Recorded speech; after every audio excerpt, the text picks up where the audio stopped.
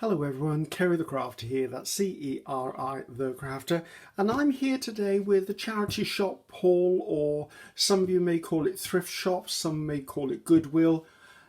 Things that have been donated to a shop and then it's resold to the public. And I've been on a little bit of a round. It was a really lovely day here in Wales yesterday, and I thought, there's not many of them for some reason lately. Went out, had a bit of a walk round, called in about 2 or 3 different shops I know. There's sort of a circuit that I know of that I can go to. And I came up with some interesting things I'd never even thought about picking up, and some things I was very pleased with, and one thing I went, oh, again?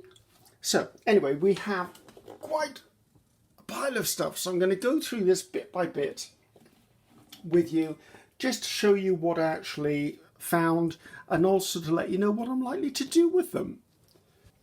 So first things first, there was this envelope, this bag marked £1. Now I think there must have been a stationery supplier or an office or something, a small business that must have gone out of business, because there were quite a few stationery office type things there, and I don't normally see them in the store. So I was very happy to find this, especially for £1. I was like, yeah, I can do this now. In here, and this looks brand new to me, is a pack of these. Granted, the first one's a bit dishevelled, but it's sticky notes. You know the things, I call them post-it notes, but I was saying I didn't even know these existed. These would be perfect just to stick with a bit of glue stick onto a back of a journal card or something, or even on a journal page. Already written, love the craft colour, loving that. Then, you know me for labels, can't walk past a label, and this was a whole packet of, it looks like, when you go to a stationery store, they have those little hanging bags of stickers. This looks like someone's cleared out their desk, because these are different ones, which I'm very excited of. There's more round ones. There's some of the big ones, little ones, that was good. And then I've never seen this sort before. I'm assuming they're maybe for a file. So I thought, right, what we're going to do is I will in the future make a video of how I actually age these, use these, just in case you've got some hanging around the office that someone's getting rid of, or you come across these. They're a cute little way just to make little embellishments with the stuff you've already got. If you find a pack of these, and I think because I bought some of these in the past, these labels, they're usually about £2-ish, maybe £2.50 for a pack of them in your stationery store, because I have generally bought those in the past. So I was really pleased. So what I usually pay for a 1 pack, there's got to be a few packs worth there. So I thought, score. If only £1 for that pad of backing paper, I was very happy at that. Next one, this was in there. 5 of them for £1. Now, I actually buy these. Let's see if I get this untied. And obviously we can reuse the twine. That's never an issue in this place. Yep, that'll make toppers and things for tags. That's fine. So I had this for £1. Now, these are just school exercise books. And this is what makes me think that maybe a small stationer's or something has gone out of business. Now, I normally buy these. Now, the cheapest I've ever found them is about £1.50, £1.20 for one of these. And what I do is, I'll pull some pages out, I do this with them. I don't coffee dye them, I literally get a cup of coffee or coffee water, I'll open a page, I'll splash coffee on it. I'll open another page, I'll splash coffee, and I'll work my way through the entire book, splashing coffee on it and stuff like this. And then I will use this for backing papers, for journal tags and cards. Sometimes, if I'm going to coffee dye the whole page, I'll put it in a spritz bottle and maybe spritz the whole page. You may actually have seen, I sent one of these with the coffee dye in it to Gail Augustinelli a couple of years ago, and she is still using it. These things work really well. As I said, it's a quick, inexpensive way of doing it, but seriously, that works out at 20p each. That's a big saving, and I use them a lot. Also, if you really want to make a small journal, if you actually glue the covers together, put some sort of binding down the back, you have a small journal. If you've got a kid or a child that wants to actually have a journal of their own, but you don't want to go to the expense of making big ornate one, because you don't know whether the child is going to really just mess it up or destroy it or whatever. So that was a good find. I love those. So there's another one. Now, I found one of these in the past, and when I saw it, I immediately grabbed it, and I've seen these a couple of times. These are book covers. So when you buy a book, you slide the cover in there, and it actually protects the book. Just like that. This one feels like suede, actually, but I'm a little challenged as whether it's man-made or not man-made. There's no label in here, but it feels like suede or leather of some description. So when I find these, I grab them because these make great journals. Now, you could make a journal and slide the covers in here and use it as a cover itself. What I tend to do is I make a signature and I will sew the signature in, and then because there's already a closure, it makes a great little handmade notepad. I've done a travel journal with one of these in the past, and I think that's lovely. And again, I might actually do this for you on screen just to show you how to use it, but we'll talk about future videos with that. And then I went into the realms of books. So found this book, never seen this book before, but when I opened it, I went, okay, that's definitely going home with me. The entire book is full of numbers. And I thought, well, knowing my love of numbers, that's just up my street, really.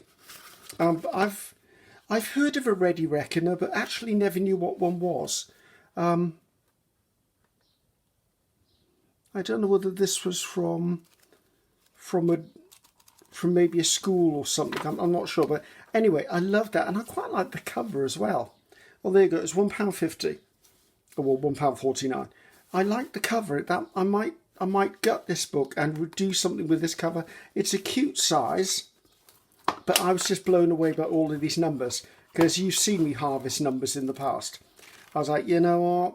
If I take those as strips of numbers, you're going to see those popping up, definitely. What was this one I found? Climbing Roses. I'm doing, what do you call it? A collage project for myself at the minute. And yes, I will share it with you afterwards, where I'm trying to do a different sort of style of collage. Different style for me anyway. It's a very neat and clean looking collage with a feature image and then using some mixed media stuff with it as well in an art journal. So when I've done a few of them, I'll probably share them with you. If I do it all, I'll share the whole thing. But this was a book of roses, and the reason I picked this up is, yes, I can always use text, but let's see if I can find it. There are some really nice images in here as well. Come on, why is it when I'm trying to show something to somebody, I can't find them? There you go. That sort of image, and I really like that. It's the sort of images I want to use as a base for what am I trying to say, for the art pieces. Like, look at that. Mind you, to be honest, I'd probably turn it up the other way. It looks a little peculiar upside down to me. But so I'm looking for that sort of vintage botanical sketchy type thing. And I came across this, and there's a few images in here. This is stuff I probably wouldn't use, but I would say it's probably about 10 of these images in the book. There's also some of these sketchy things, which I would use that. I'd use it as a background piece. There you go, there's another one. So yes, that was a book that I picked up. Can't remember how that much. I think they were £2 for £1 or something in this one shop, which means it was 50p. I can't knock a 50p book, seriously. And I've saved it from landfill or something. Found this one. Never seen this book before. It's called Dictionary of Music. I quite like the cover. It's a bit shiny, I know, but it's a good, solid, robust cover. I could cover it in fabric or something if I want to recycle the cover, which I probably will, because this is very much an, oh, there you go, it was £2. Very much an A5 size, which for me is a half-folded piece of copier paper. A copier paper here is usually A4 in the UK. So if I fold it in half, it becomes A5. And this was just a book. I like the way it's slightly yellowed, so it's obviously seen some time. It's got some interesting little images in there, which I'll take out. I like the sketchy image thing, but it's all musical terms, and just, it's like well, it is a dictionary of music, but it's interesting. So if I take things of this out into something like a music journal or a music piece, I mean, look at that image. I'm going to hold that up to you. Isn't that gorgeous? I mean, that on a tag in a music journal would look gorgeous. So again, I think this was the other one that was part of the 2 for £1. So again, that was 50p, or was it 50p? I can't remember. What did this one? No, this was 1.99. I can't remember what the other 50p one was. So another book, you know, I like collecting books. Now, okay, after the last share that I did with you, a lot of you were saying, oh my God, you're so lucky. Well, guess what? I found another one. This one was a bit more expensive. This was £2.49, and it's the version that's not in faux handwriting. But at the end of the day, it's another Edith Holden. I'm beginning to get quite a little collection of Edith Holdens. I think I need to start doing something with this. I might even give one of these away as a giveaway at some point, because it seems selfish for me to be hoarding them. I don't know why I'm so lucky with Edith Holdens. I just am. Oh, that's an unusual cover too. I'm used to them having a cream cover. Oh, I don't mind that. That's quite nice. That's given me something to think about.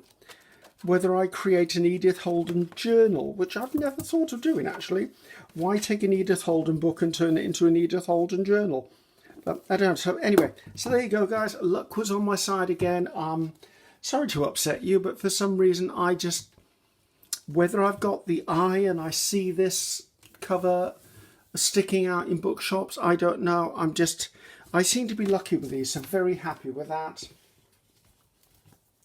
I think this was the other one that was a 50p one. Remember I said that I got 2 for £1? I think the Climbing Roses and this one were the ones I got for £1. And this, I don't know why I picked it up, because Birdwatcher's Calendar didn't really appeal to me, but something in my gut said, pick it up. So I did pick it up. And I'm very happy I did, because look at this. All the pages have birds down the side. Now, even if I don't want to fussy cut these, because they're there, I could cut that off and cut it into a rectangle, and it could just be a topper for something. So I was very pleased with this, really surprised, because I'd never seen this book before. They're nice images. I can go in a fussy cut if I really choose to, but I like the idea that I've got stuff that I can just trim the edge of the book off, cut that into rectangles, and I've got toppers. And I just loved that idea. There are some other things in here, obviously text, bit of a map, bit of an image there of birds, and then there's black and white images. Don't know why I'm being drawn to black and white sketchy type images lately, but I am. So that would make nice for the front cover of something as well. So yes, a very interesting book. I wouldn't. Well, that would actually make a really nice page in a journal as well. As I said, it's not something I would normally have grabbed. How's it sewn in? And it's sewn in signatures. I don't know if you can see that. They're not glued in. So there's a good chance I might be able to take some of these pages out by cutting the thread and taking the whole page out. So therefore I'd have this. It would be really nice. Heck, I could even cut the whole thing and make that into a journal card. That actually appeals to me as well. If I could get the page out, making that into a bird journal card, that would be great, because then it actually says what it is. It would be a reasonable sized journal card. Not that I'm planning a bird watching journal at present, but it would certainly be an option. So if I cut some as strips, some as fussy cutting, some actually just cut as journal cards, there's a lot in there. I'm going to think about how I use that. Okay, and last but not least, and this was a weird one. I haven't seen one of these before. I've seen keepsake boxes in cardboard. I've seen keepsake boxes in plastic. I've never seen a keepsake box in solid wood. Okay, let's take the lid off this so it doesn't fall. Okay, it was £4, which, if it had been anything other than what it is, I wouldn't have spent £4 on it. But it's an absolutely solidly made wooden box with a lid. Now, obviously, even the lid is wood. It's very well made. The top, however, is just, as you can see, I peeled it back in the shop because I was like, I'm going to have a look at this. It's just sticky, double-sided tape holding this piece of cardboard on here with an image. I thought, right. So I think I've got plans for this. And I think what I'm going to do is I'm going to take this, give it a bit of a sanding down to basically get this off. I mean, I've got isopropyl alcohol, which will get this off as well. I'm sure that will come off just with the sanding block. So I'm going to sand it down, probably paint it in maybe a sage green or thyme, as in thyme the herb green. And then I might put chalk paint over it, not dealing with the top, just the sides of the box, the sides of the lid, and then put chalk paint over and then rub it back so it look a bit antiqued. And then I think on the top here, I'm actually going to do a nice collage, and once it's complete, I'll then seal it in with maybe a matte or a satin varnish, and I think this is going to become the box. I put all of my doodling stuff in because I've got a basket with all the doodling stuff in it, and it's beginning to get on my nerves because it's taking up space for something else. But this would be a really nice box. It's solid, and if I make the lid sort of a generic design, then it doesn't always have to be for doodling. I can change it in the future. And this is more than an A4 size, so I can put quite a lot in there.